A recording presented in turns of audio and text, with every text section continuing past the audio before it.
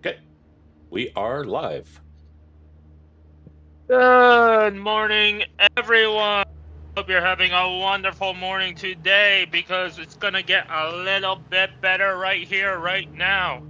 Introducing GTSC's and S7R collaboration, but specifically the Stint 2 side. I bet all of you are very much recognizing my voice as the Stint 1 commentator.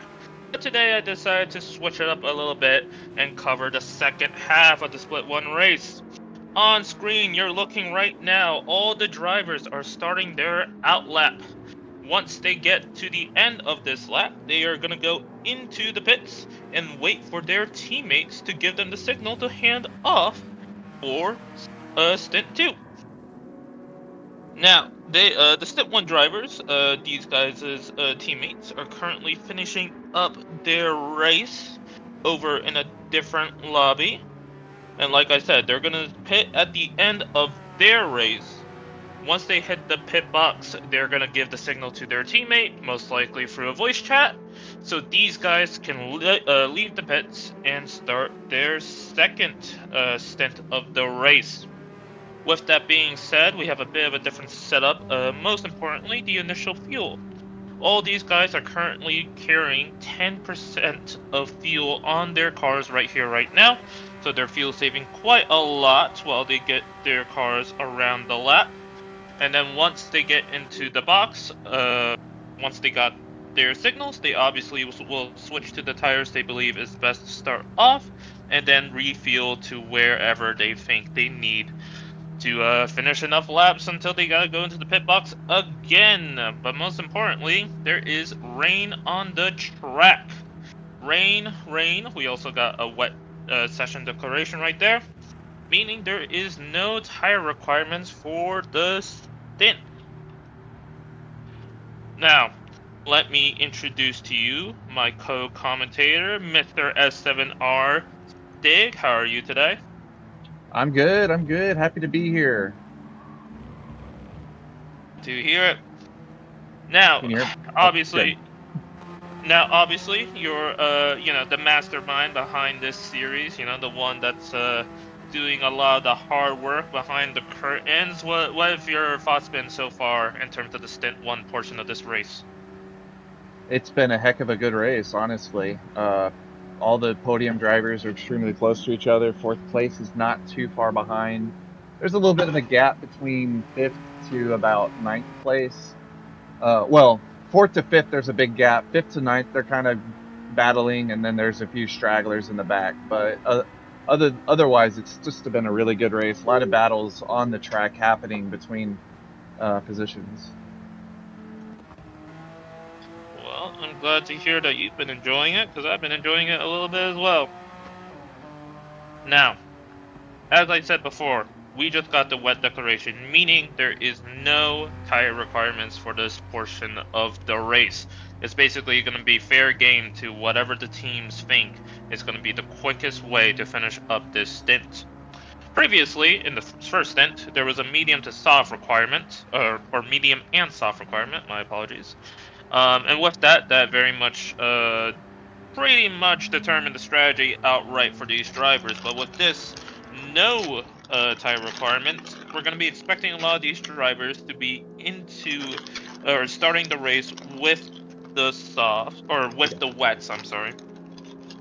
And then, once the wet tires are done, they're gonna go and finish out with whatever dry tire they think they can get to the end of the race. We may see a medium, we may see a soft, especially depending on how long this rain lasts. But it's going to be, again, to the teams and the drivers and what their thoughts are with the track conditions at hand. Of course, just like the last portion of the race, tire wear and fuel consumption are going to be at 1, so no difference on that end. And yeah, it's just going to be whatever these drivers think is going to be best to get them across the line in the highest position possible. Going over the points pretty quickly here.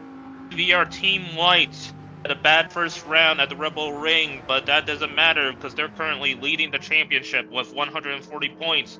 Project One Rejects, a team that has been on their bumper throughout the entire season, sitting pretty with second place overall at 126 points. The first of the S7R teams, 112 points, sitting in third place. Moose Mafia Racing, 102 points, Oak being their driver for the Stint 2 portion.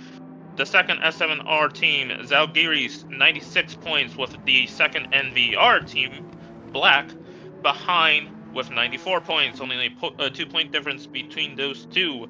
But tying with NVR team Black is Tavernello Racing Team, again, 94 points, as you see on screen. The standings. RAA Grid Life, the first of the two RA teams, 84 points, 10 points behind the next team ahead. VEZ Racing Team, specifically Cyan, 36 points. RA Biscuits tying with them at another set of 36 points. The VIP Racing Team, 28 points, only 2 points ahead of the Firestarter Project Team and the S7R Phoenix Team, both at 26 points. And last place, S7R Airwaves with 22 points. Now, to go over how the point system works, the winner of this race, or the driver that brings the winning team's car over the line in first place, will be given 70 points, while second place will be given 56.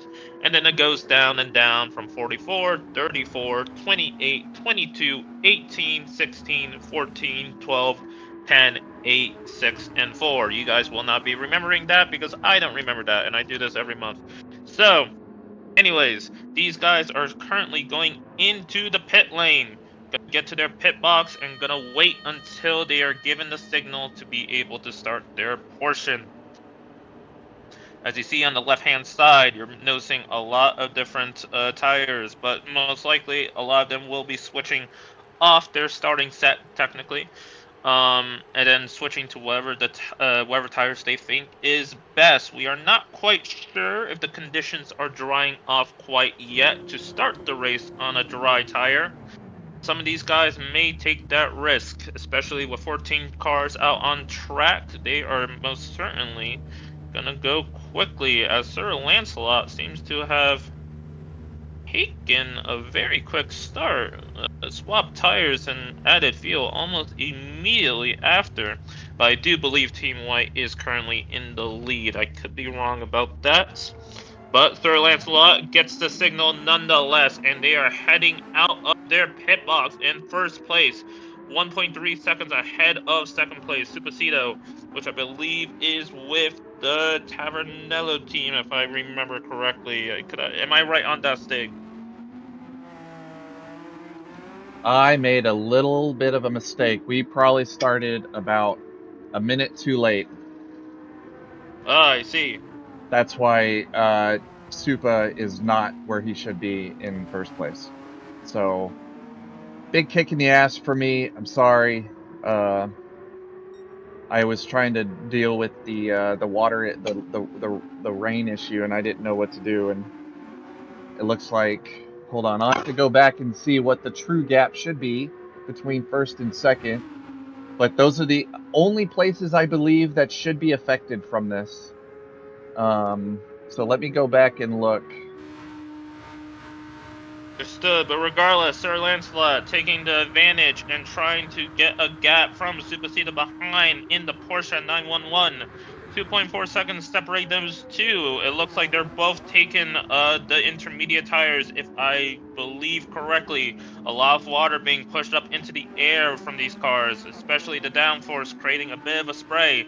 Supacito a bit far back enough to not really have any visibility issues, but certainly it's going to be something that affects him at some point during the race.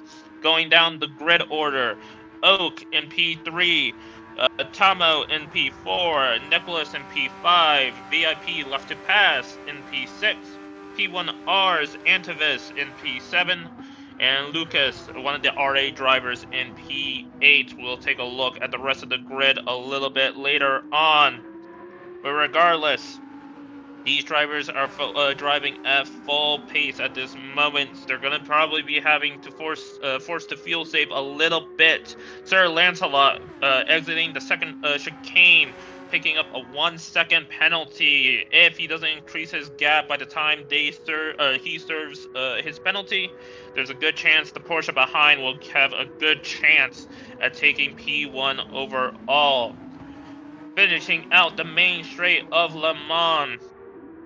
P1 is still given to the Audi, but the Porsche behind closing the gap every so slightly. 10th after 10th, after corner. Supacito's giving himself the best chance at lining himself up to take P1 away from the penalty-ridden Audi. As you see in the background, Oak, I believe their MMR is still in the Viper. Yes, they are. Oak doing everything he can to close the gap to the 2 cars ahead, as we see the Audi slowing down a little bit. I believe he's actually on the slicks. Looking at how slow he took that corner. The Porsche takes a look up the inside, gets to the apex, well uncomfortable ahead of the Audi. Doesn't even need to wait for the penalty line. Takes P1, and now the Audi slowing down considerably due to the 1-second penalty, and the Viper behind is smelling blood in the water. I am not quite sure what tires these guys took, but I believe they're on slicks now. Yes, I see a dry line, so I wouldn't be surprised if these guys saw the opening and takes the dry tires, unless the Audi took on intermediates and everyone else around him took softs. Which, looking at how close that Viper is staying to the Audi, I believe that's the case. Going into the left-hander, the Viper's still trying to do everything to find a slot to get past the Audi. Going on the inside, Audi is forced out wide, but doesn't go into the pits to swap tires, so he looks like he wants to stay out for the meantime. Going through the final chicanes, I believe those are the 4 chicanes, if I remember correctly. P1 and P2 are now currently the Porsche and the Viper. P3. The Audi falling back all the way down to P3. If we could take a look down the grid, I want to see where these cars are, at least the rest of the pack. P4 taken by the Porsche, running the classic Apple livery. If you guys don't know, that was a famous car back in the day. I think it was also a Le Mans winner. VIP left to pass, being hounded by Lucas in the green RA Lexus, going up the hill into turn 1. Well, Lucas tried to contend. Behind them is the Ferrari of P1R. Lucas around the outside of the P1 sweeper to take P5, going into the first set of the chicanes. Left to a little bit of a wiggle on exit, bit sideways, but keeps the car planted and pointed straight. The Porsche very quickly falling behind the Lexus. P1R Antivis with the Ferrari might be able to catch him by the time they reach into the main straight. Going through the right-hand sweeper, a very quick and a precise line that you need to circumnavigate that corner, giving you the best exit speed out onto the main straight. I believe the Ferrari and Porsche has similar enough top speed, but the slipstream is really the determining factor between who's going to be ahead of who. Oh, sorry. Going back over to P2, over to, I believe, yes, Oak. We're seeing that the Viper very quickly catching the Porsche ahead. The Viper most certainly having a top speed advantage compared to the 2 compatriots ahead and behind him. Let's see. Suba, noticing that the Viper is closing in quickly, takes an early defensive move to cover off the inside into this corner off the main straight. Not enough, because Oak swinging around the outside with a significant overspeed. Enough to take the position away, take the lead away from the Porsche. Now he has to cover off the Porsche behind, but it doesn't look like the Porsche has enough legs to reclaim the position before they go into the hairpin. And real quickly, to give you a chance to catch your breath, hover, Welcome in everyone from digital relays stream. Hope you're all having a lovely day. First, thank you to everyone who continues to support this stream. I know some of you guys started this race with the digital stream, and I'm happy to see all of you guys come over here. The Porsche taking a little bit of gravel on the exit of the hairpin, giving Oak a little bit more breathing room. That Audi behind is still not out of contention quite yet. He's still doing everything he can to reclaim the 2 positions he lost at the beginning of this race. Let's go back down to the field. I want to see that large pack heading into the hairpin very quickly. I see a lot of cars over there. Yes, it looks like the Porsche was overtaken by the Project 1 Rejects Ferrari, and now he has to keep an eye on the Genesis behind. Going through the hairpin, the corner where the Porsche must have the greatest advantage of all the cars, especially the heavy Genesis behind. But the Genesis, lacking in cornering ability, certainly has the engine to make up for that disadvantage. Going through the right-hand apex. My God, so much action. Going through the right-hand apex to enter the Porsche curves here very soon. At least I think it's the Porsche curves. The Genesis behind with the slipstream, not enough time to make up enough ground to go side by side, but he's still close behind. Will he be able to make a move going into the next set of chicanes? Keeping the Porsche close and honest, taking the shortest line possible, avoiding the dirty air if possible, but still losing a little bit of time. That Genesis just struggles in the corners compared to the 911. Going through and getting to the Ferris wheel, the pit lane entry, and the final set of chicanes. Beard braking a little bit later than the Porsche, maybe a little bit more comfortable in the car than VIP in his Porsche. Going out onto the main start-finish straight. Let's see. 9/10 separate the two. Not enough for Slipstream to gain any sort of effect. But still, that Genesis has enough top speed in its engine to be able to do something out onto the main straight. Going up the hill, first set of chicanes. This track just has a ton of chicanes now that I'm realizing it. Down the hill, into the sweepers. Porsche still ahead, losing a tenth to the Genesis behind in the chicanes. Not enough for Beer to be able to get in. Ooh, VIP losing a considerable amount of time somewhere in the sweepers. Must have had a snap or something. Beer runs out wide. Must have had to react to the slow Porsche ahead. Let's see if he gets a penalty. Yes, unfortunate. But he's still, no, he's not in the slipstream anymore. Unfortunate to see how he lost focus there for a brief moment, causing him a good chance to overtake the Porsche and get P7. And now he has to trudge along the straight, knowing that at the end of it, he's going to have to take a half-second penalty, which quickly turns into more like a 1 and a 1.5 second penalty with how the straight is ahead. Ooh, a little bit of a snap on the exit of the first chicane on the main straight.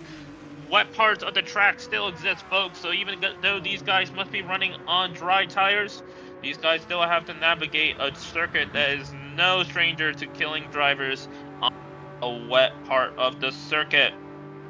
I believe. Let's take a look down even more through the grid, if you don't mind. Let's see. Got Tomasius. GP9 with Tomasius. Most likely going to do everything he can to just to try to reclaim any positions ahead. Drivers ahead make a mistake, he's there to pick those positions up. Stig, if you can answer, do you know where Lucas is at?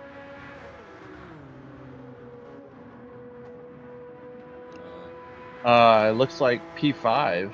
P5, okay. At Jonathan asking. Thank you. Looks like Beard ahead with the Genesis, still closing in on the Porsche, not deterred from the penalty, but not enough time for him to make a move before the penalty line. It looks like the Porsche will have one more lap of breathing room to be able to defend his P7.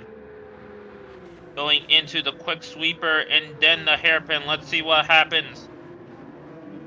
Porsche braking a little bit early. Still must not be super comfortable with his car quite yet. But the Beard able to still stick with him. Less than half a tenth separates the two. Beard having a very slow entry, it seems. And now that penalty is going to be coming into play. Slow down for half a second, losing time to the car ahead, and losing time to the car behind as well. Not in terms of being a threat from the green Porsche behind, but still someone he has to keep an eye on throughout this entire race. Going into the Porsche curves, two cars will exit as well, and it looks like the Porsche has a bit of advantage through this section of the track. Over to the right-hand side, and then a quicker to the left.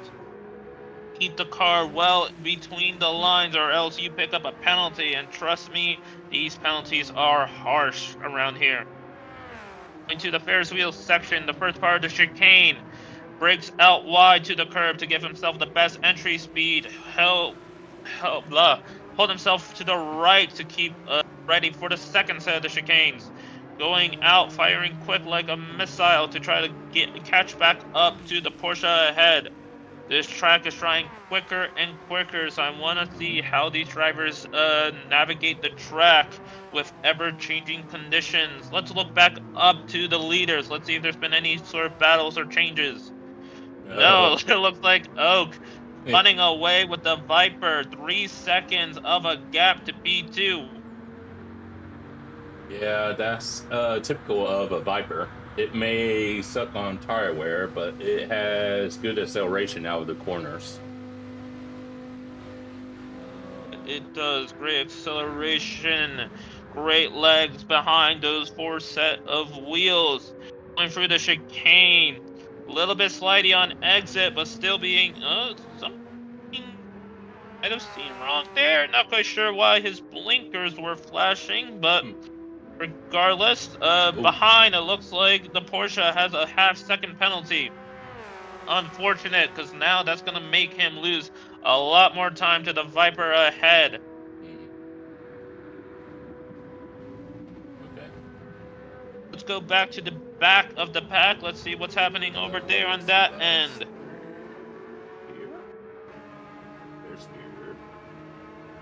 G8 still being held by the Genesis. Gap more or less stabilizing, but he's still creeping up on the Porsche ahead. What's happening behind this set? Then you got Tomasius right there, and then it looks like Hidden and Sinister, who's got himself a pin. S7R hit a with a Porsche. Unfortunate with another penalty to his car. Sinister behind with the Mazda trying to catch up the two S7R cars. Hopefully no battles between the two, but as you know, that rarely does happen. And R.A. Toby rounding out the pack in 12th. With also another penalty. A lot of penalties throughout this race. It always seems to be when you first start a race at Le Mans, it's like, okay, what kind of penalties is this track going to give me today? Absolutely. 23 seconds behind from the S7R cars. Oka ahead 3 seconds of a gap when we last checked up on him. That's now up to 6 seconds. Absolutely flying around the public streets of France. Well, part public, part closed. Going through the chicane. Left or right, left, right. Crossing over the line. Almost matching his best because he is its best. 3:57.4, top of the time for right now. Quickest in the lobby. Shows with the gap that he has over P2. Up the hill, we're seeing Supacito in the Porsche. Through the chicane, handling it well, but just not enough under the engine bay. The engine hood to be able to match the Viper speed at the moment. Sir Lancelot in the Audi. Let's check up on him. 20-second gap ahead of P4, but that gap ahead is ever growing as well. Not what he wants to see, but he still needs to keep in there in case of anything happening up ahead. Yeah, he's got a big old gap. It was like both him and Supa are on the island between the two of them. Because you got Nicholas. Nicholas in P4, running the Apple livery Porsche. 1/10 up in his Sector 1 time. Is it gonna amount to enough? Are we seeing a snowball effect? I'm not quite sure. 20 seconds of a gap is very, very large to be able to make up. Remember, these guys are running to the end. There is no pit stops at the end of this race or at the end of this session to pass it over to another driver, another teammate. These guys are just going flat till they see the checkered flag at the end of the line. Lucas behind in P5. RA looks like, again, 10 seconds of a gap ahead, 12 behind. Running steady, doesn't need to be the quickest laps in the world, but he definitely wants to show what he's capable of.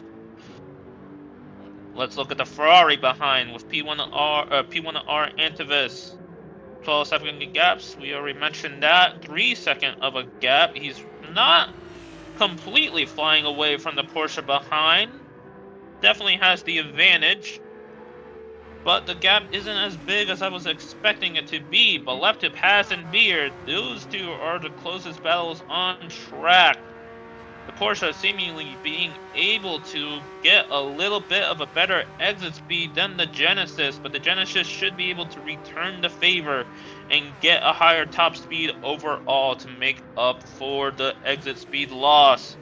Ooh, looks like Beard broke a little bit too late, went in a little bit too hot, going a little bit too wide. Let's see if he picks up a penalty at the exit of the chicane.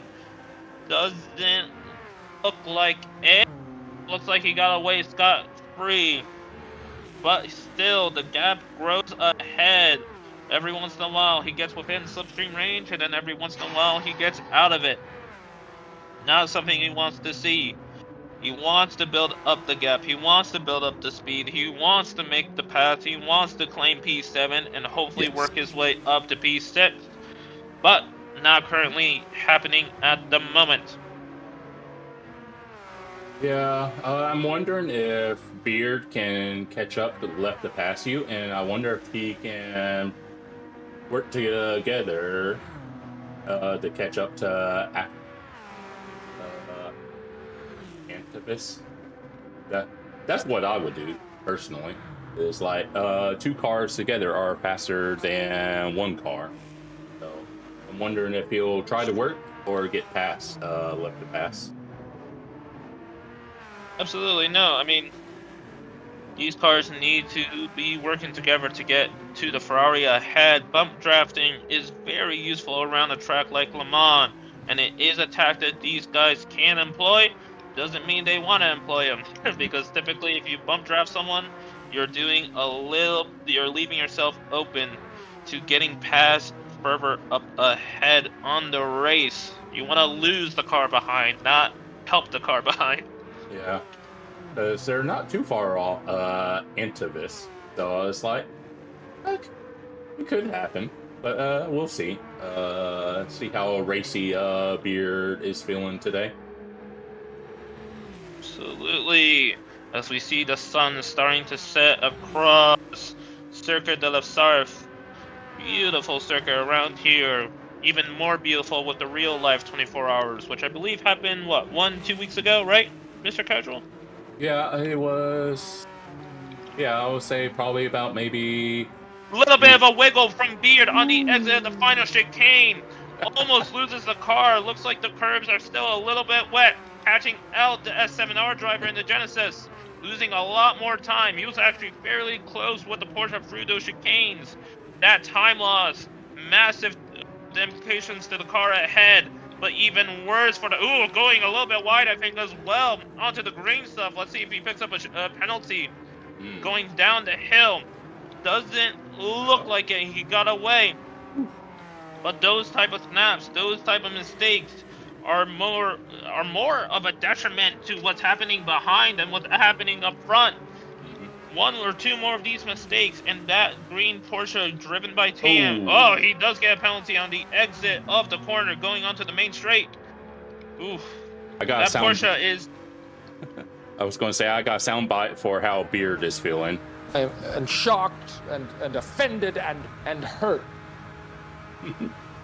He needs to get over those emotions quickly if he wants to get this P7.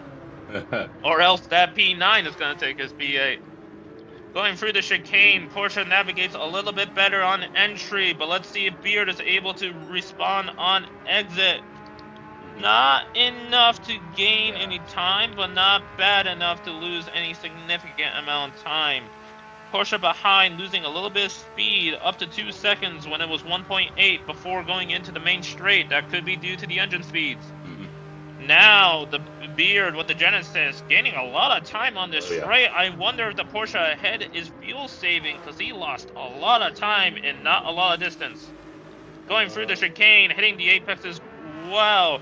Porsche was able to pick up the throttle a little bit earlier. The Genesis lacking in the turn-in that the Porsche is able to provide. Let's see, is VIP forced to fuel save again by the time they reach the set of corners that ends the main straight? Yeah. Doesn't look like it. Beard's having quite the yo-yo race so far. It's like, ooh! As he nearly runs into the back of left to pass. We can look at a replay of that. So I would like to see as well. Let's see what happens. Firmly in the slipstream. I think he just broke a little bit too late and got worried. Okay, well, good sportsmanship. You know, unfortunate for Beard, but that is what we like to see. If you think you're going to go get into an accident but have a way out of it, try your best to get out of it. Yeah, he respect the other drivers around. Kind of got a little fortunate that there was some sand right there to help slow him down. Yeah, it's true. And he didn't seem to pick up a penalty from that specific off-track visit. Going over to the side to give the Porsche a chance to get on the outside line. Beard isn't able to carry enough speed to contend for his position going into the Porsche curves. 2 Porsches ahead of the Genesis going into the set of corners that are supposedly named after them, unless it's the next set of curves. I'm not quite sure which one is the Porsche curves, but it's one of these corners. Going through the Genesis, lacking the speed through in terms of downforce and grip, but doesn't seem to harm Beard enough to be much of a detriment. He was, when he was running clean laps, able to have an advantage over Tam in terms of pace, but Beard has been stricken with a set of mistakes, lap in, lap out. Let's see if he's able to clean those up and get his position of P8 back, and hopefully get the position of P7 that he most certainly wants. Let's take a quick peek around the field. Let's do that. Yes. Got Sinister here in P10. Then pitted about a little over 3 seconds behind him. Then a little further back, you have RA Toby, back of the field, and then with our leaders, currently has a half-second pin. His bit wiggly through the second chicane, but his gap is a little over 6 seconds at the moment. But once you take a half-second penalty, that's basically about equals out to a full second. So he'll probably be, if you don't lose any time, a little over 5 seconds when he takes his penalty. Then second, you got Koopa still behind. We'll make up some time when as he goes a bit wide there. We'll make up some time when Oak takes his penalty. Then rounding out the podium for Janslot and his Audi R8. Still out on the island by himself, but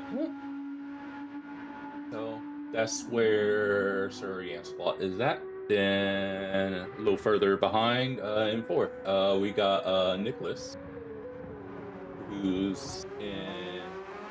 Ooh, was quite a tank slapper through there. I bet that was the cold ground through there, but still pointing in the right direction. Then you got in fifth, you got Lucas and Lexus.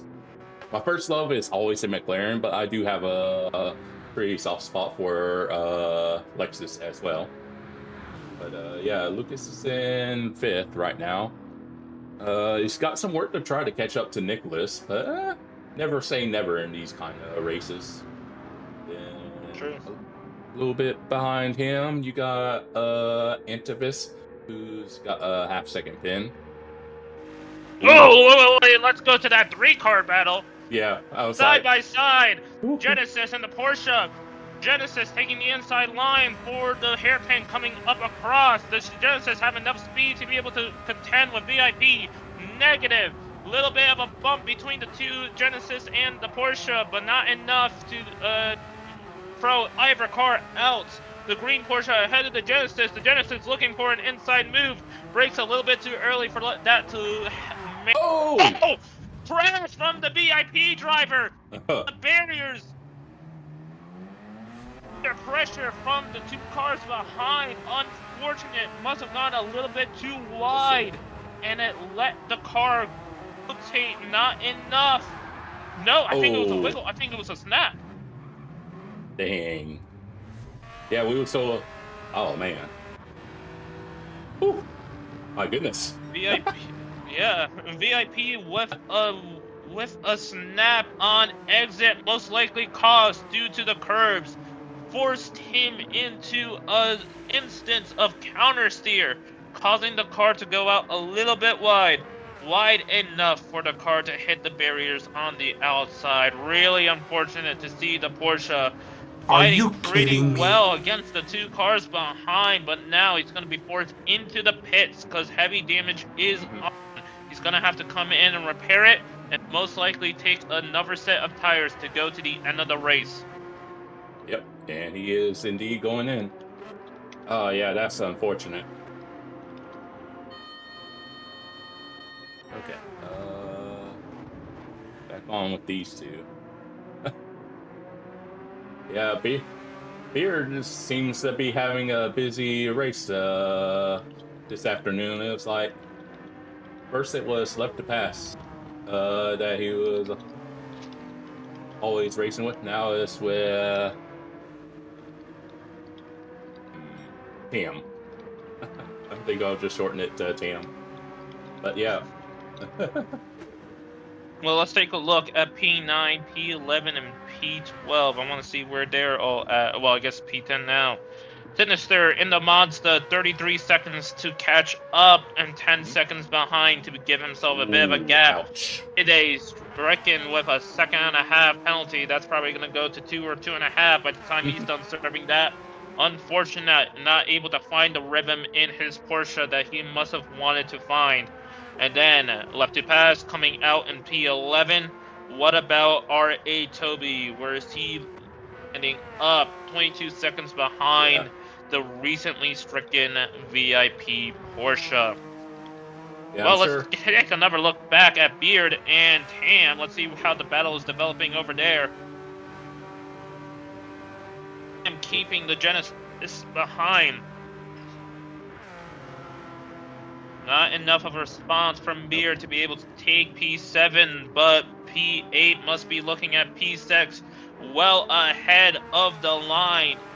He knows he has the pace to take on Porsche ahead of him. He probably has enough pace to be able to do something to the Ferrari ahead of him as well. Yeah. Yeah, I was going to say the only bright side for earlier, for Left to Pass, you know, like he'll have better tires, but yeah, that's still 20 to 30 seconds down the drain from the pit stop. I like that. As we saw on screen, Beard with the slipstream, with the overspeed, claims the inside line for the corner and takes P7. No defense from Tam, but he might be able to do a bit of a counterattack, having the slipstream going into the sweeper and then the hairpin. Will he be able to get alongside early enough into the sequence to be able to retake P7? Doesn't look No. like it. Yeah. He just settles Doesn't in. seem...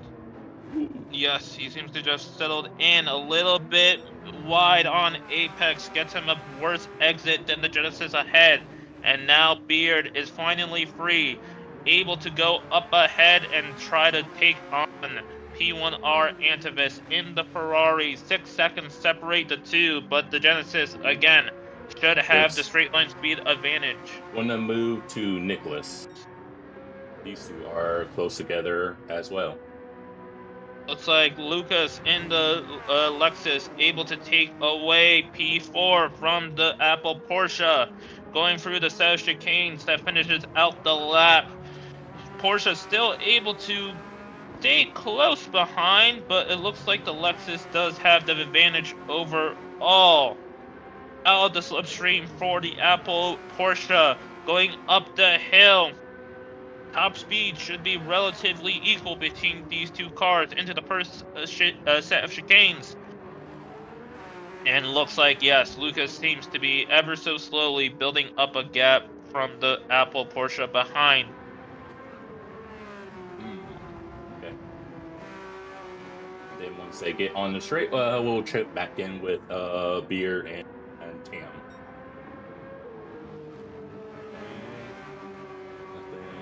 Mr. Casual, with the with the declaration of it being a wet session and having no tire requirements, how would you approach tire strategy with the tire requirements being thrown out? I would probably look at hitting around the halfway point of the race. Because even though we're on just ×1, there's that like still as Spear gets a pin, and as does Tam. So they'll stay right where they are. But yeah, generally speaking, it's like you wanna, if you can help it, try to go to the halfway point before you take new tires. So the benefit is their tires should last a little bit longer since they'll have a lighter car. So you could try to do an undercut if you want. So that's where my head's at. It's like try to make it around midway, and if you think you can do it, maybe try an undercut. Makes sense. Yeah, these softs can go quite the distance with only 1x tire wear. Now, as I say that, looking at the standings, if Oak finishes this race crossing the line in first, it should at least promote them by at least one position in the overall team championship. But considering how far low the Project One Rejects team is, they might be able to take 2 positions at the end of the race without, penalties withstanding. But yeah, this could be a very good haul of points for MMR. Is MVR Team White on the grid today? I'm pretty sure we saw Team Black with the Audi. I don't believe we saw Team White. Because Team White is running a Porsche, correct? Team. Unless they switched cars, I don't think they are. Let's see. White. Yeah, they're still in the Porsche. Team White. Yeah. That would be Supa in P2. So yeah. Alright. Then MMR won't go to the top of the championship board, but they should be able to get at least one, if not 2 positions from the end of the race if they finish the race in first. Lucas, again, ever so slowly building up the gap from the car behind. The Lexus having the pace advantage currently over the Porsche behind. As I say that, currently they're still running the 24 hours of Spa over in Belgium. Is that right, Mr. Casual? Yeah, I've been keeping an eye on it every now and then, both before and during the race. But yeah, last I looked, there was a full course yellow. I hadn't. We've been busy looking at. Ooh, as Nicholas got a little squiggly there. We kind of been a little busy covering the action, so I hadn't checked within the last like 20 minutes. Let's go down over to Beard and Tam. Let's see how that scenario is developing. 1.3 seconds, more or less the gap stabilizing. Tam not having much of a response for the Genesis ahead of him. Goes a bit wide from the apex of T1. I wonder, the clouds are rolling back in. I wonder if we're going to get a second bit of rain. Yeah, because it's rather overcast at the moment, so it's like, it might, if nothing else, it'll help with tires lasting a little bit longer with it not being as hot. It's true, these guys will be able to run them a little bit quicker overall. Or at least run a little bit harder. Mm-hmm.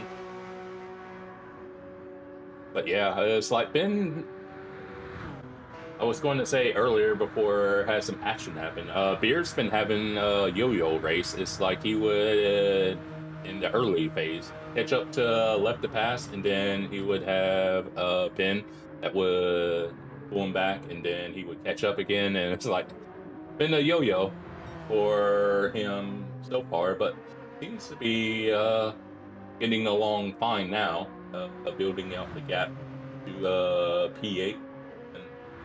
Open to bring that gap to P6 down a little bit if Intivis gets maybe a penalty here and there. Maybe Beer can catch up, but yeah, we'll see. We're at the midway point, by the way.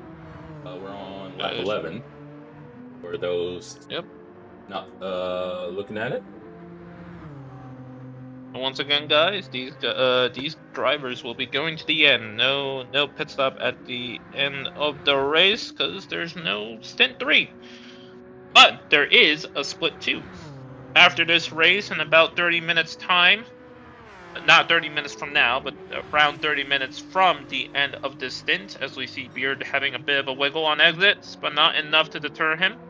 At the end of this race, about 30 minutes afterwards, there will be the beginning of Split 2, which you can catch over on the McNaughty channel. Lucas having some sort of mistake that we didn't catch because the Porsche is suddenly closer to the Lexus ahead of him. Going into the Porsche curves, the set of corners named by the famous brand, at least I think it's the Porsche curves. Going single file quite yet. The Porsche trying to get as wide of an entry to carry enough speed to be able to contend with the Lexus. Hopefully by the end of the lap, 0.3 up from his PB so far. Sliding on the rear, but not enough to lose enough speed, unless that's just the network messing with the view. But it looks like the Lexus able to get a little bit of a gap, a little bit of a breathing room, to be able to defend his position from the Porsche behind as they both go into the pits. Both hitting their marks and braking. Ooh, this is interesting. Lucas with almost no fuel, while Nicholas should have enough fuel for maybe not the entirety of the rest of the race, but enough to most certainly get him a gap by the time they both leave the pits. Yeah, he'll most definitely at worst be able to jump him, since he won't need to fuel up nearly as much as Lucas will need to. Interesting. Of hitting their boxes at this point, getting a fresh set of rubber, then fueling up, but the Porsche needing to do that a lot less than the Lexus. And he's already out. 56 liters getting jumped by the Ferrari and the Genesis, but it's still ahead of the green Porsche behind. And very soon, those 2 cars ahead of him are going to be forced into the pits as well. Luke is finally getting out of the pits behind the green Porsche, about, I want to say, 14 seconds behind his nearest compatriot pre-pit stop phase. Mm-hmm. So,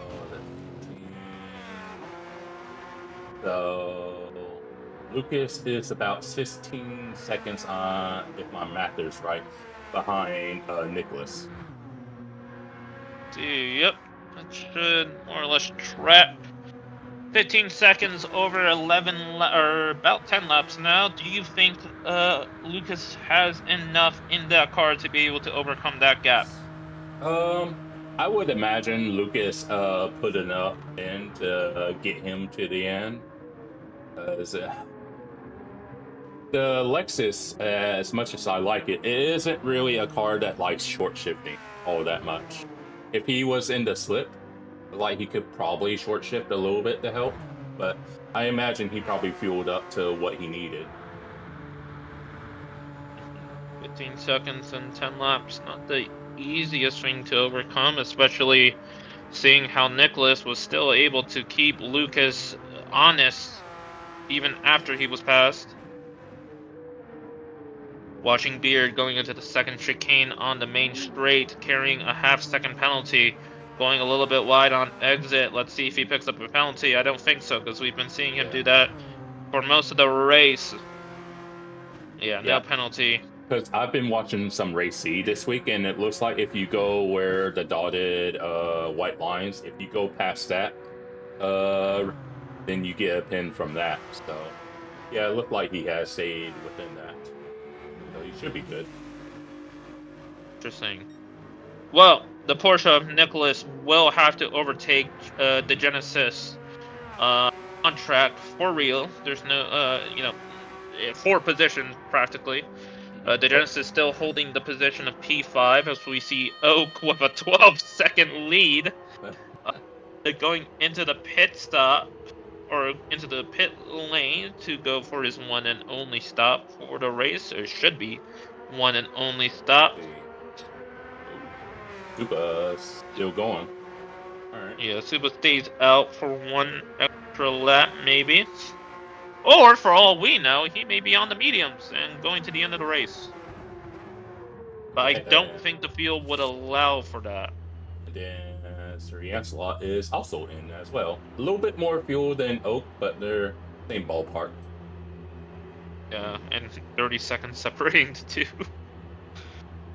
Yeah, because behind Lancelot is Antivis, and he's almost a minute behind. That's true. Let's see. Oak leaving the pit lane. 60 liters of fuel. Lancelot probably still driving into his pit box and changing his tires. Oh. Now his car is dropped and refueling. Don't think he'll need to put in as much since the Viper tends like to drink gas a bit. Maybe? Yeah.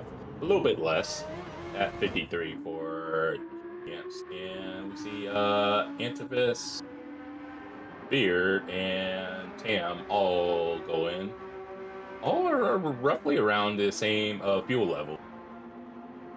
Now, if they all refuel to the same amount, Tam should get roughly a second back to Beard, but that's assuming that they all refueled to the same amount. Beard's now entering his box, and Tam just now entering his.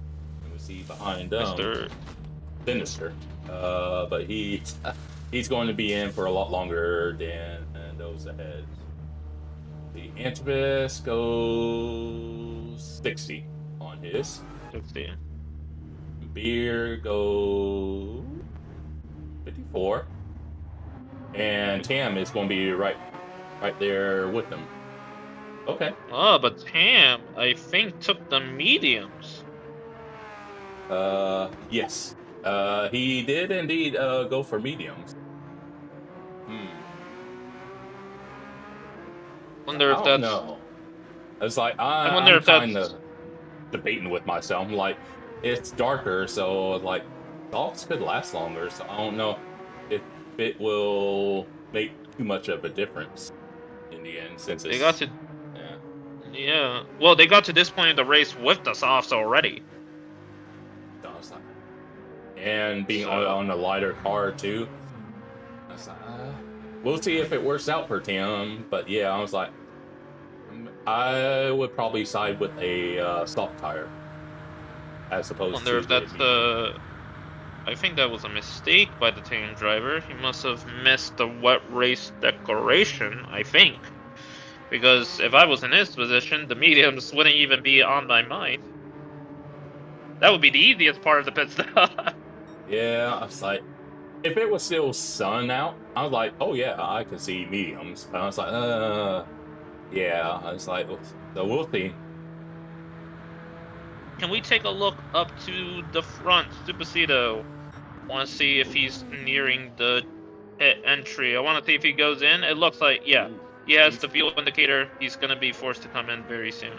Yeah, he's got a 36-second gap, but yeah, he's near empty, so he's going to be in there for a while.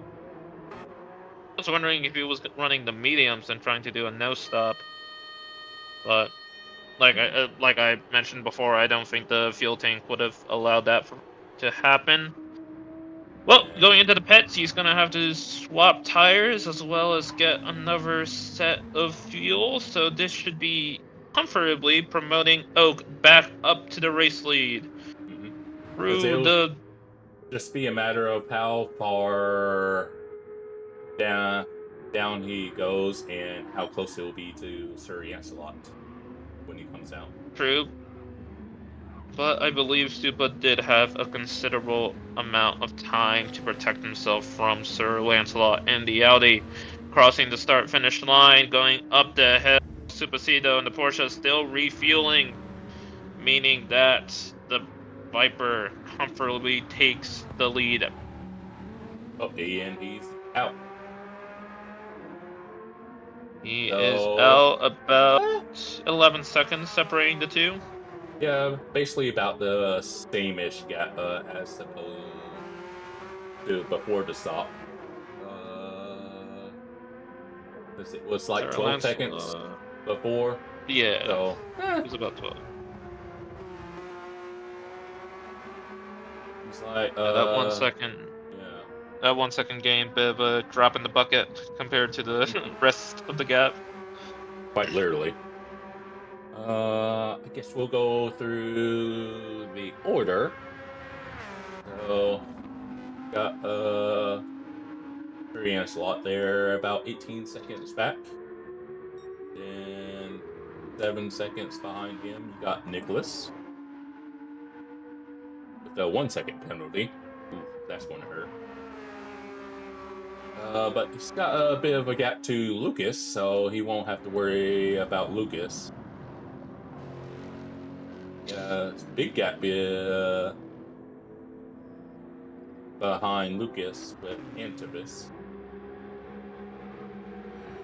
Got some clean air, and then about 5.5 seconds behind him, you got Beard. Then I wouldn't say too far away behind him, you got Tam. Ooh. Bit of a snap for Beard on exit. You saw him go to the middle of the track as if he was catching the car, but seems to be running fine now. Yeah. No penalty, so I guess was no harm, no foul. But yeah, Tam's about 3.5 behind him. I'm sure Tam will be hoping Beard gets more penalties to try to catch up, but 32 seconds behind him, you got Sinister by himself in the Mazda.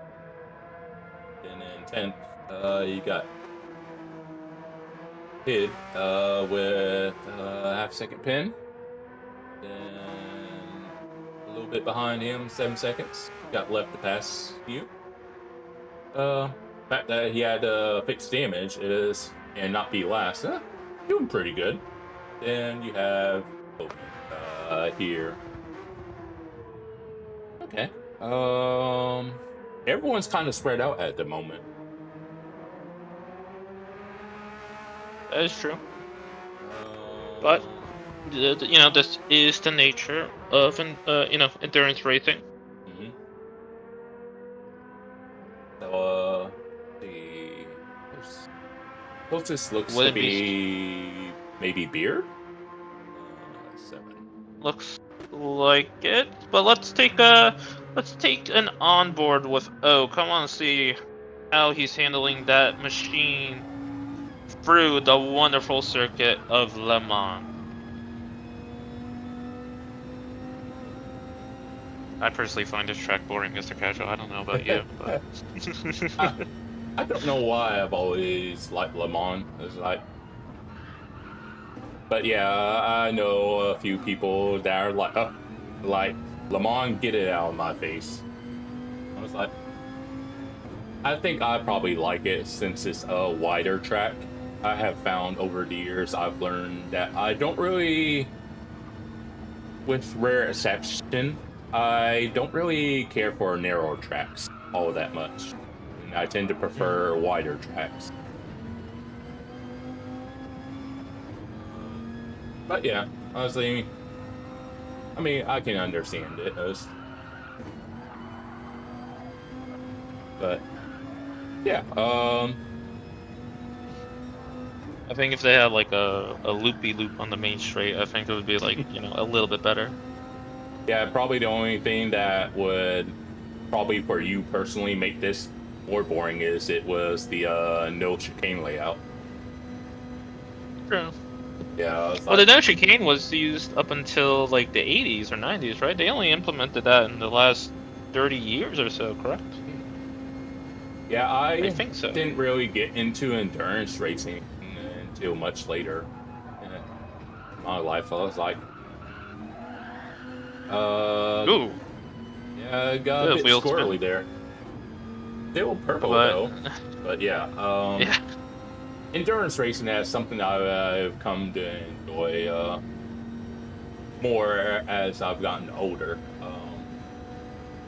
Like, I think the first probably sim racing I probably like watched on YouTube was actually iRacing with Jimmy Broadbent when he used to do it more than he does now. Bit wide there, but seems okay. Yeah. Oh, then. Nope. A bit too wide there. Okay. But, unfortunate, but he still has. He'll probably go for a fastest lap again for the next lap.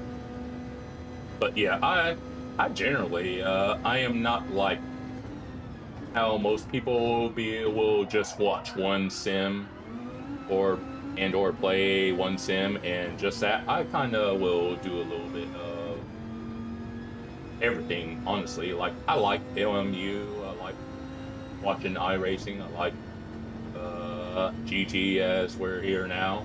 So I'm more of a fan of racing than an actual specific platform.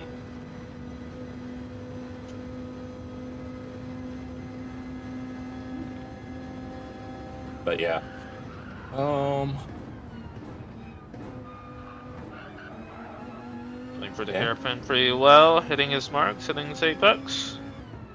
Unfortunate with the penalty, because this would have dropped the fastest lap into the 56s, but he still has plenty of time. Ooh, almost hit the barrier there. We'll have plenty of time to be able to go for another fastest lap attempt. I wouldn't be surprised if he gets this 56 within the next within the next 2 laps. Oh yeah, I'm pretty sure he's he don't really need to push for 56, but I was like, since we're all drivers around here, it's like, yeah, I was like, we don't need to do it, but it's like, we want to do it. Like, well, you know, endurance racing has this, because these kind of gaps are not, you know, they're not abnormal for endurance racing, right? You know, some races you could very much be bumper to bumper for the entire duration, but some races could be like this. And, you know, when you're in a battle constantly and consistently, right, it's a lot easier to, I guess, focus or hone in, right? But when you're kind of in this no man's land, right, having Sure. like these sort of goals of improving your PBs can help you in terms of keeping your focus on the track. Yeah, I was going to say, giving yourself something to work towards probably helps you stay more focused. But yeah, it's like some of us struggle with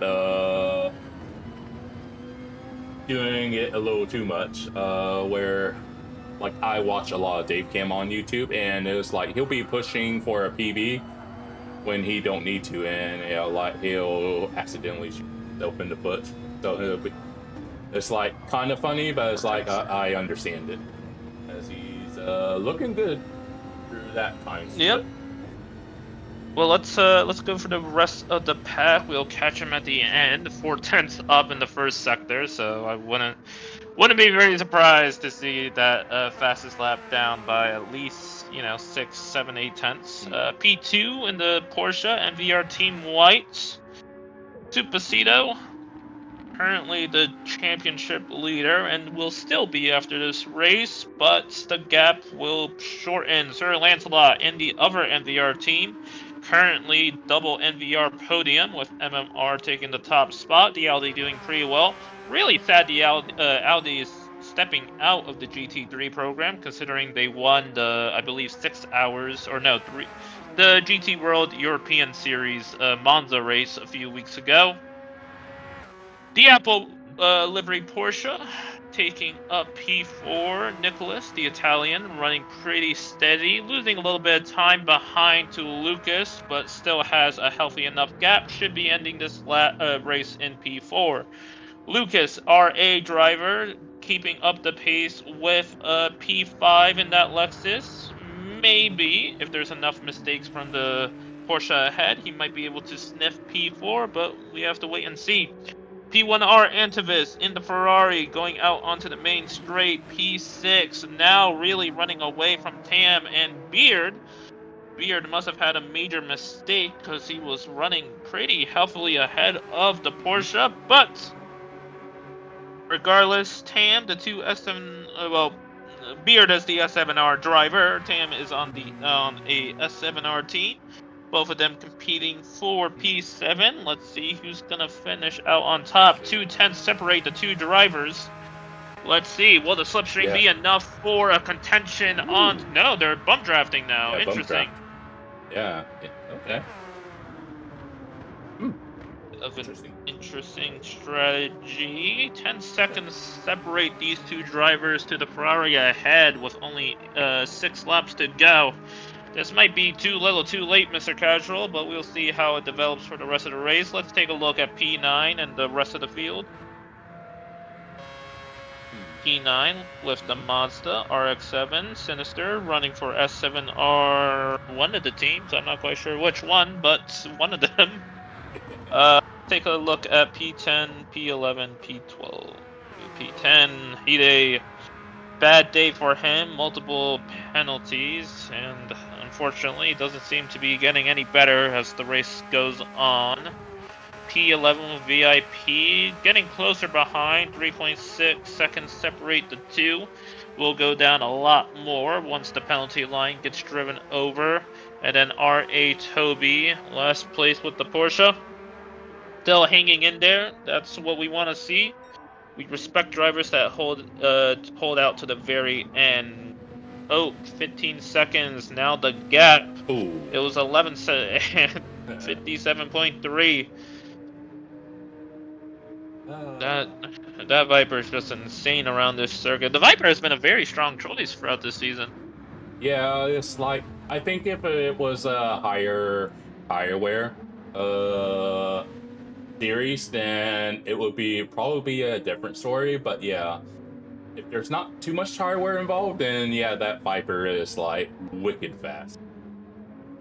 True. Well, it's good to see that the MMR team is doing quite well with the Viper. I think a lot of people expected them to be the black horse, especially with kind of how out of meta the Viper is seen compared to the rest of the cars on track. But those MMR guys, they've driven beautifully in different series, PHG, NRL. I think they are also in the IRO GTEC championship. and a bunch of other championships. Those guys are very good drivers up and down the team. So good to see that they're putting on another fantastic result, and this will be rewarded with a promotion in terms of the championship position and standings. As we go back to the Genesis and the Porsche, going through the Porsche curves, exiting through the left-hander into the second set of chicanes. Genesis still very close behind the Porsche. Well, yes, he goes for the inside before they reach the 4 chicanes. Looks like he does get ahead before the first apex, and Beard gets re-promoted up to B7. Great move there. Can we get a replay on that? Yeah, I want to see if he goes for it at T1. Wait. No replay quite yet, because the Porsche is able to counterattack. Going up the hill, will the Porsche have enough of an engine to be able to contest? Yes, but he's forced out onto the outside line. Beard taking the inside line and gets ahead of the Porsche before the first apex approaches the 2 cars. Out on exit, going down the hill through the sweepers. Porsche still behind, but he wants that position back. Ooh. But the Genesis goes out wide, offline through the section, giving the Porsche a little bit of an advantage, going through the sweeper out onto the main straight. 4/10 separate the 2, going back onto the repay, exiting the Porsche curves, and gets a bad exit, and with a weaker engine under his hood, gives the opportunity for the Genesis to go up the inside, and the Porsche has to back out of it. Genesis brakes later and gets ahead of him before the chicane sequence starts. Nice. Going back to what's happening in real time, the Porsche gets a little bit closer to the Genesis ahead in the braking zone. The medium seeming to come alive right now. The softs, I was expecting to still have an advantage, but it looks like Tam was able to figure something out with the tires. Yeah. Heavily into the slipstream, going onto the second section of the main straight. Will the Porsche try to overtake? No, he wants to bump draft. He wants to overtake in a section that's before a section that he can run away in, most likely through the Porsche curves or at least a hairpin. Yeah, I think Tam's going to need to try to play this smart. It's like, we love Beard around here, but it's like, I'm sure Tam has probably noticed that Beard gets penalties every now and then. So, and we still got about 5.5 more laps to go. So it's like, if he gives it some time, you might be able to see if Beard makes another unforced error. It's true. Tam is probably keeping in the back of his mind that Beard is no stranger to penalties or off-track ventures, and he's probably just waiting and biding his time until one of those mistakes happens, and for him to be able to capitalize on it and hopefully build up a gap for the rest of the race. Going down the back straight into the hairpin, the Porsche getting really close to the Genesis bumper. The Genesis forced to take a much more compromised line. Porsche on the outside, brakes a little bit later, side by side on apex. Little bit of a tap on exit. Porsche not able to get the exit speed. I think that was a flash of the headlights. A little bit annoyed, but Beard still holds P7 overall. Going into the Porsche chicanes, not enough time for the Porsche to use the slipstream to be able to make a counterattack before this sequence. Yes. Yeah, I think Beard probably had a corner, and Tam was probably fighting for the same corner, and ended up going a little bit wide with a little friendly tap to Tam. Nothing malicious, but yeah, I think it's just some hard racing there. I agree with that. I don't think it'll be anything to really look over, but I can definitely tell you that Tam was not happy about that. Going through the chicane sequence that finishes out the lap, the Porsche is still able to hold really close despite the tire disadvantage. Now firmly in the slipstream, he has enough of a run to be able to at least go for contention going into the first chicane. That starts the lap. Looks like Tam doesn't want to go for a move quite yet, knowing that the main straight is well ahead of them. Going down the hill, the objective of Tam is just to stay as close as possible to the Genesis ahead, not let him get out of that slipstream range, and he does so quite well. The Genesis still having to go a little bit slow for these corners. Not quite sure if that's due to tire wear or possibly damage on the car. Bit odd to see that the softs are just not able to last long enough and that the mediums are starting to come into play, so that's why I'm suspecting damage somewhere on the car of the Genesis. I'm wondering if the BOP has the 911 lighter than the Genesis, with the Genesis being a bigger car. That's what I'm wondering. Oh. So, whoa. Tank goes onto the inside. Sorry to cut you off.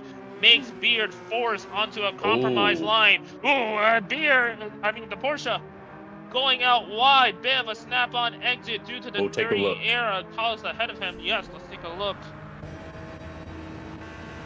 Because I think he goes wide on exit. Oh, yeah. Both of them go wide on exit. Yeah, they both do, and... Okay. The Genesis was going slow on the exit, so the Porsche had to do avoiding action. Luckily, he doesn't throw the car into the barriers, as we saw VIP earlier on. But still, the game is not over quite yet. 4 laps to go. Well, more like 5 laps. And the Porsche is firmly in the slipstream still. Less than 2 tenths separate the two. And it's going to go even smaller as we head into the braking sequence. Not alongside enough for the Porsche to be able to contest for P7. But as we all know, the Le Mans is characterized by straight after straight after straight. Much more of a smaller back straight currently, but Tam might not be able to have enough time to make a run into the hairpin. Oh, this racing that Beard's been doing all stint long. It was like, poor guy's going to need a nap after this. I'm gonna have separate the two cars. Not enough for the Porsche to be able to contest for P7 before the hairpin. But as we've seen before, the Genesis taking a bit of a compromised line, but Tam is forced to back out a little bit due to the dirty air. Beer goes wide on exit. Tam looked like he had to avoid him by a little bit, but not enough. Genesis still having the leg advantage. Wrong button. I meant to change you. No worries. The Genesis still having the engine advantage over the Porsche. So despite the poor exit, he's still able to get ahead before the Porsche sequence. Ham, with those medium tires, running them quite well. No response by the I genuinely think he has damage. These softs should not they shouldn't be so slow this early on the stint. But I could be wrong. Maybe the softs drop off quite a lot on the Genesis. I'm not quite sure. I'm more leaning towards damage. That's what I think. And once they get on the straight, I'll let you know, Super, what's the gap to our leaders.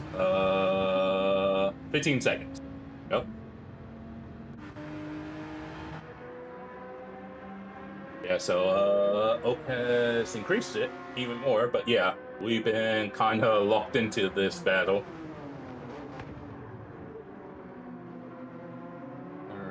Up the hill for the first set of chicanes. Beard goes a little bit wide, but shouldn't carry a penalty out of the sequence. Going down the hill one more time. Beard forcing to... This is the corner where Tam really gets an advantage. He gets like a 10th in that corner alone, so that's why I'm wondering if there's maybe front aero damage. Yeah, well, I'm thinking it's more to do with the Porsche's nimbleness. Could be. But again, it's on mediums compared to most. I'm pretty sure Beard took softs. I'm confident in saying that, but I could be wrong. Maybe it is a medium versus medium.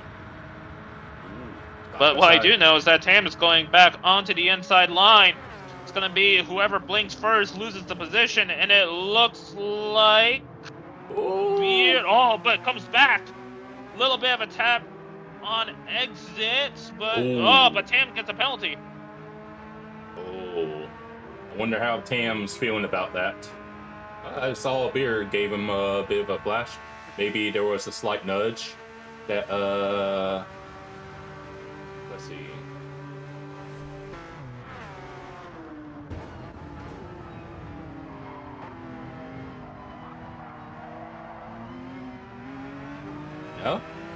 No nudge. He just ended up going too wide on exit by himself. Okay.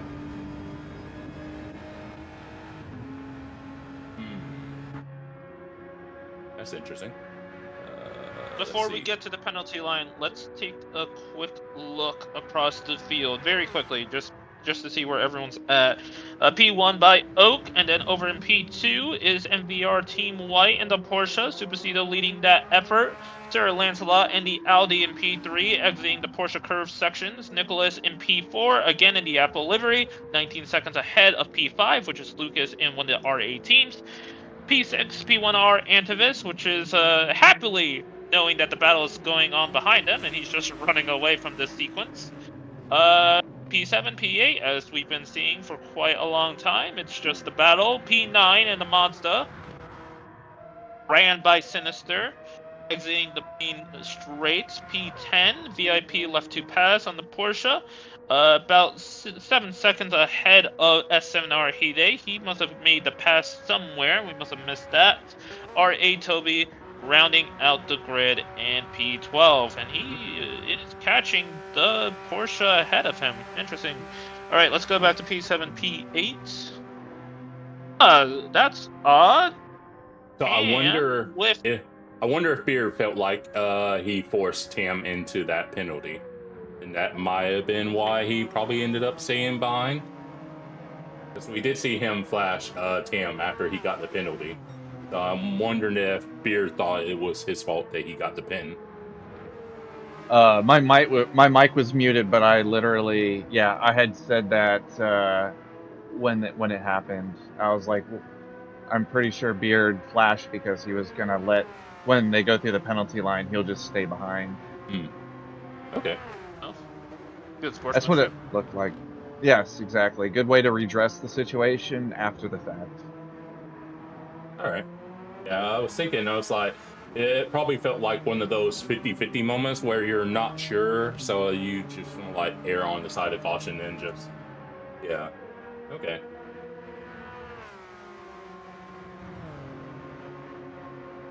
Okay, well, going up the hill, Beard 1.7 seconds behind from the Porsche. I wonder if this is indicative of how this race will end. Tam in P7 and Beard in P8. Not quite sure yet. Still 3 laps to go, but it looks like the advantage is in Tam's hands. Going out onto the main straight. Beard should have a little bit of advantage in engines in top speed, with that Genesis being known to have that advantage. But that advantage could be easily eroded away if either driver needs to fuel save. Doesn't look to be the case. Looks like Beard is creeping up on the Porsche with straight line speed alone. But the gap should open up a little bit because of the cornering ability of the Genesis, or the lack thereof, but maybe not so much in the chicane. Yeah, he brought the gap down. It was like 1.6, 1.7. Now it's 1.2. True. Well, Mr. Casual, you are a commentator / host for the wonderful PHG World Series. I think they're currently on season 7. Is that correct? 4 is 4? the current one. Yeah. Oh, NRL was on season 7. My apologies. Well, you probably have seen a lot of these drivers compete over in that series. So, what's your opinion on? You know, this is a different league, right? We have a different rule book and we have different settings. currently PhD is running a multi-class series. Mhm. So what are your thoughts on how some of these drivers are navigating this series compared to them navigating the PhD series? Ooh, As Beard goes as really late on the brakes, or no. not Antivist, Tam also doing the same, but Tam was able to rotate his car before having a fun time in the Oh. beach. Beard unable to say the same. See how like Tam ended up going, because they both kind of did the same thing. Ooh. Yeah, I think that nimbleness of that Porsche helped saved it from the excursion that Beard ended up having. But yeah, in general, everyone has a level of the people that I've raced with in PhD, and watching the racing here. Everyone has a level of decorum. It's like you're not going to like accidentally punt someone off and just drive away without doing nothing. The good thing about on the PhD side is even the guys that aren't as quick as some of our competitors here, if they accidentally hit someone off, they're not going to just drive away like you might see in a daily race. They'll like actually slow down and wait up for the person they agree. And if they don't do that, then the person that gets hit off can submit a steward ticket if it comes to that. But yeah, overall, I do see a similar level of, I guess you would say, professionalism between the drivers, whether they're like the top level aliens or just your average Joe. Everyone has good moral standards in racing, from what I've seen. Yeah, especially in league racing, it's a very maybe you could say tight knit, but more of a you enter league racing with an expectation, and that expectation will be held over your head a lot more than what PD does with daily races. So Yeah, while PhD might be more on the, I would say maybe not as hardcore competitiveness as IRO is. We still have our standards. Like if someone keeps being naughty, then it's like eventually you're going to get kicked out. You'll have your warnings and then your penalties eventually. But if you keep being a bad driver, it's like, hey, dude, it's like you need to tone it down or change something. PhD, while a bit more relaxed, we still have our standards, much like any other elite race series. Like I said, a lot of these drivers that I'm currently seeing, Oak doing pretty well in the Group 3 class. I think he has entered Split 1 this season in the Group 3 class every race that he's done so far. He's nabbed quite a lot of podiums to boot. Let's see who else. From what I remember, Left 2 Pass is also there. I forget if he's in the Group 1 or the Group 3. I think, pretty sure, I want to say Group 3. That one. Well, but he's definitely doing quite well over there. Has attended most of the races, to my knowledge. And, a lot of these guys obviously have teammates. Oak obviously has teammates in Jorge, Moose, Tuz. I think Wicco's done quite a few races. They're all good drivers. They've all done pretty well, not only in this current season, but also previous seasons. VIP has had quite a few other drivers enter the ring, and they've all done pretty well as well. So, glad to see a lot of familiar faces. And Beard does the similar mistake again, but is able to get off of it. Let's try to take a look through some of these other drivers. I want to see how they're developing in these closing laps. Final lap. Let's go down back. Let's just go through the grid overall. Yeah, so Oak's on his final lap. Pretty commanding lead from Oak in that Viper. Then P2 is also on his final lap. Purple through there.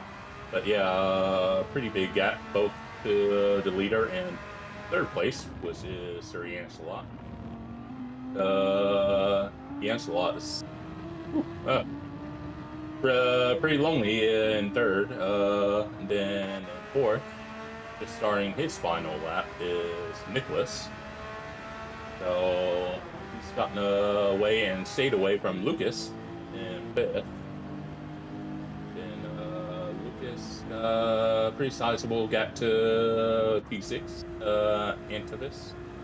He will be getting ready to start his final lap, and then the battle we have been watching a lot of, P7.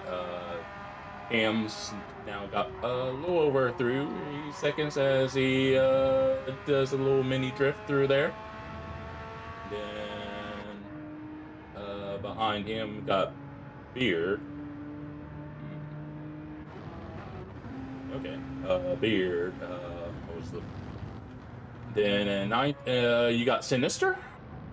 About 16 seconds behind Beard and just a little over a half minute ahead of VIP left to pass.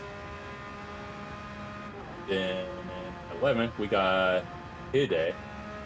About a little under 7 seconds behind left to pass. And about almost 40 seconds behind him, you got Toby.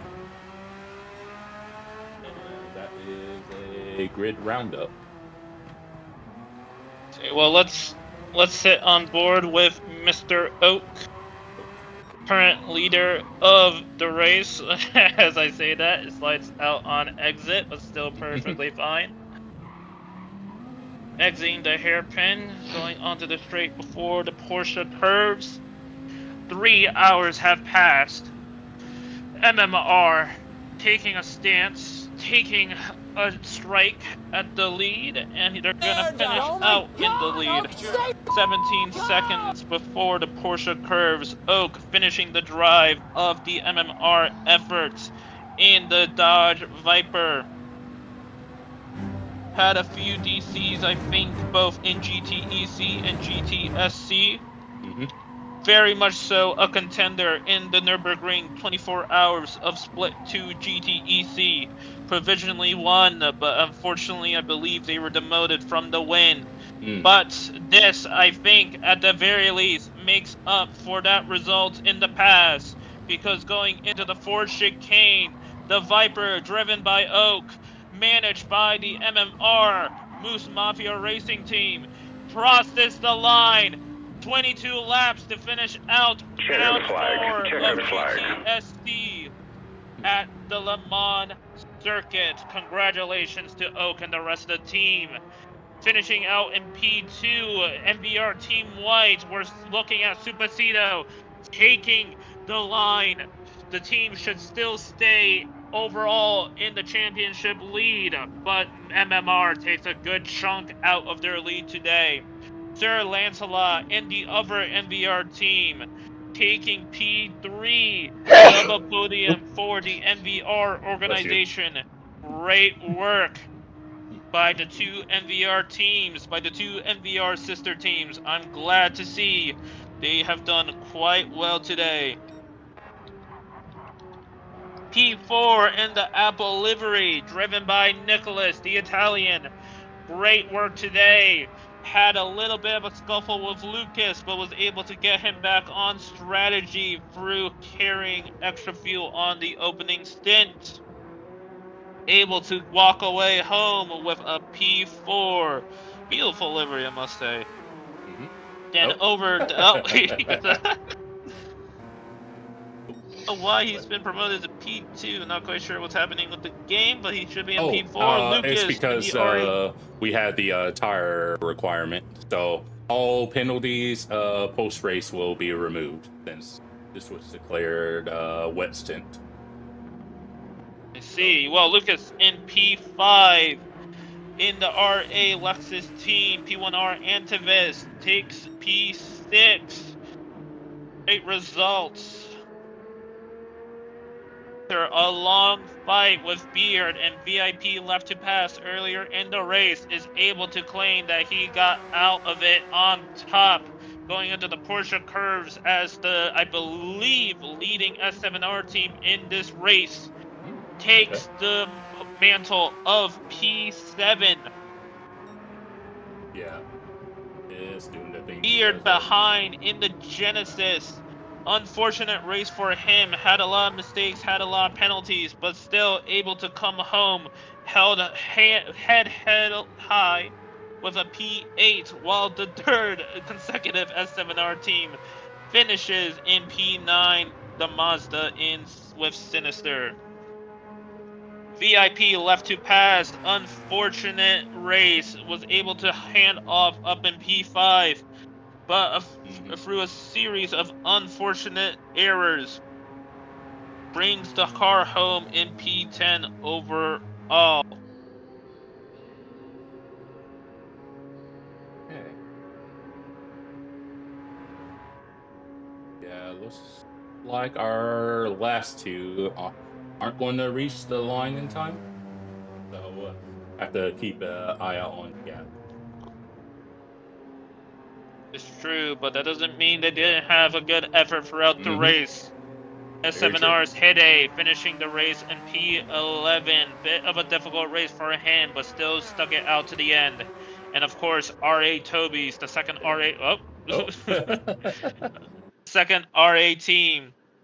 Unfortunate to see how far back they were, but I will give you a round of applause because you held it out to the very end. So congratulations to all the drivers. 3 hours have passed. 2 stint. 1 round 4, and now we are officially halfway through this season, folks. There is only 4 races left. In about a month's time, we will re-meet with you guys at the beautiful New York legendary track, my personal home track, considering I only live 2 hours away from there, the beautiful Watkins Glen. But let's take a look at our podium finishers. There you go. Now, Nicholas finished in P4, so, you know, yeah, don't worry about jumbled. that.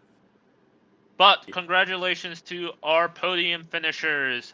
Oak in the MMR Viper taking the win overall and setting the fastest lap in Stint 2. And then the 2 NVR teams. NVR, I believe Team White is in the Porsche. Supasido leading the P2 effort.